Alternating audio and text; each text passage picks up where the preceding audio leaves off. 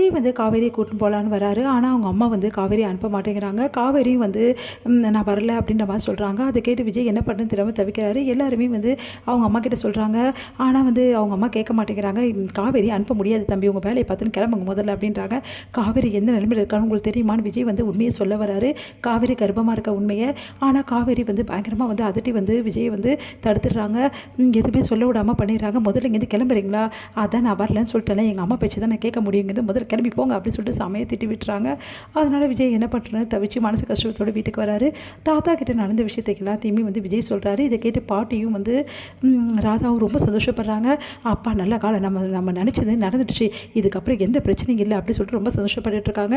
இதை கேட்டு தாத்தா வந்து விருப்பா கண்டிப்பாக காவேரி வந்துடுவா, நீ கவலைப்படாத அப்படின்றாரு. இல்லை தாத்தா, எனக்கு ரொம்ப பயமாக இருக்குது, காவேரி வரமாட்டாலும் தோணுது, காவேரி இல்லாத வாழ்க்கை எனக்கு வேணாம் தாத்தா, ஏன் தாத்தா இப்படி நடக்குது அப்படின்னு சொல்லிட்டு மனசு கஷ்டப்பட்டு அழறாரு. அவர் ரூமில் போயிட்டு அங்கே இருக்க எல்லாருமே வந்து அழகாக பெட்டெல்லாம் எடுத்து வச்சது, அவங்க படுக்கிறதுக்காக ரெடி பண்ணி வச்சது எல்லாத்தையும் கழிச்சு போடுறாரு. கழிச்சு போட்டு ஏன் காவேரி இப்படிலாம் பண்ணுற, ஏண்டி இந்த மாதிரி பண்ணுற, நேற்று வரைக்கும் நீ என் கூட வருவேன்னு நினச்சிட்டு இருந்தேனேடி, காலையில் கூட நீ நான் வருவேன்னு நினச்சேடி, நீ இப்போ ஏன்டி இந்த மாதிரி மாற்றி மாற்றி பேசுகிற, உங்கள் அம்மா பேச்சு கேட்டு நீ இந்த மாதிரி பண்ணுறது தப்பு காவேரி, ஏன் காவேரி இப்படி பண்ணுற, என்னை ஏண்டி இப்படி அழ வைக்கிற அப்படின்னு சொல்லிட்டு பயங்கரமாக கதிரிக்கரை அழாரு. எல்லாரும் தூக்கி போட்டுட்டு அப்படியே வந்து அழுதுட்டுருக்காரு. விஜயை பார்க்க தாத்தா வராரு. விஜயை பார்த்துட்டு மனசு கஷ்டப்படுறாரு. என்னப்பா இதெல்லாம் அப்படின்னு தாத்தா அப்படின்னு சொல்லிட்டு அவரோட மடியில் படுத்துட்டு விஜய் அழறாரு.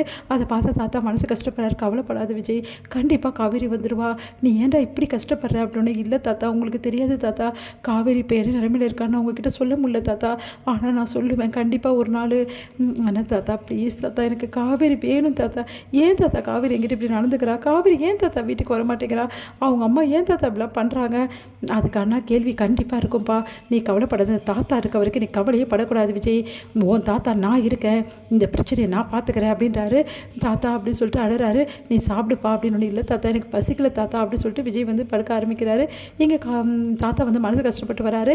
அதை பார்த்துட்டு பாட்டி என்னாச்சு விஜய்க்கு, என்னென்ன அவன் மனசு கஷ்டப்படுறான், ஏன் காவேரி இப்படி பண்ணானே தெரியல அப்படின்னு. அப்படியே இப்போ என்ன பிரச்சனை, காவேரி வரலன்னா என்ன, விழுந்து முடிஞ்சது எல்லா கதையும் அப்படின்னு சொல்லிட்டு விட்டுடாம எதுக்கு தேவையில்லாமல் அப்படின்னு. இங்கே பாரு கல்யாணி, நீ பண்ணுறது பேசுறது எதுவுமே சரியில்லை, ஏன் பேர மனசை புரிஞ்சுக்க மாட்டியா, அவன் இப்படி கஷ்டப்படுறான், அவன் கஷ்டப்படுறத இப்போ கஷ்டம் தான் படுவான், அதுக்கப்புறம் அவனுக்கு வாழ்க்கை நல்லா இருக்கும் அப்படின்னு. உன்னெல்லாம் திருத்தவே முடியாது அப்படின்னு சொல்லிட்டு போகிறாங்க.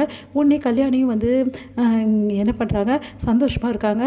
உடனே வந்து போய் பேசுகிறாங்க அவங்க பொண்ணுக்கிட்ட, அப்பாடா இதுக்கப்புறம் காவேரி வரவே மாட்டா அப்படின்னு நிம்மதி அடைகிறாங்க. தாத்தா வந்து ஒரு முடிவு பண்ணுறாரு, இந்த மாதிரி காவேரியை போய் பார்க்கணும், அதே மாதிரி அவங்க அம்மா கிட்டே பேசணும்னு முடிவு பண்ணி கிளம்புறாரு. இதை பார்த்துட்டு எல்லாருமே வீட்டில் அதிர்ச்சி அடைகிறாங்க.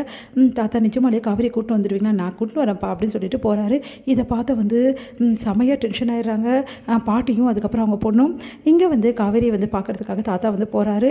இங்கே வந்து அவங்க அம்மா பார்க்குறாரு. சாரதா கிட்ட சொல்கிறாரு, இங்கே பாருமா, பெரியவங்க பிரச்சனை இல்லை, சின்ன பசங்க ஏமா கஷ்டப்படணும், காவேரி விஜயை சேர்த்து வச்சிடலாமா, அவங்க 2 பேரும் வாழணும்னு நினைக்கிறாங்கம்மா அப்படின்னு. எனக்கும் ஆசை தான் ஐயா, ஆனால் இப்போ இருக்க நிலைமை முடியாதே, உங்கள் வீட்டில் இருக்கவங்க தான் வந்து யாரும் என் பொண்ணை ஏற்றுக்க மாட்டாங்கல்ல, அப்புறம் எதுக்காங்க அங்கே என் பொண்ணு வந்து கஷ்டப்படணும், என்னம்மா சொல்கிற அப்படின்னு. ஆமாங்க ஐயா, நானும் சொல்ல வேணாம்னு நினச்சேன், ஆனால் நீங்கள் இவ்வளோ தேடி வந்து கேட்குறதால சொல்கிறேன்.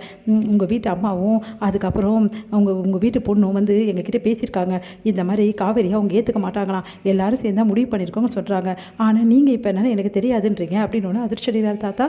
என்னம்மா சொல்கிற, இவ்வளோ நடந்திருக்கா, இது விஷயமே எனக்கு தெரியாதுமா, அவங்களுக்காக நான் மன்னிப்பு கேட்டுக்கிறேம்மா, இங்கே பாருங்க ஐயா, எந்த மன்னிப்பும் யாரும் கேட்க வேண்டிய அவசியம் கிடையாது, அங்கே காவேரி அனுப்ப எனக்கு இந்த நிலைமையில் விருப்பம் இல்லை அப்படின்னு அதிர்ச்சி அடைகிறாரு நம்ம தாத்தா.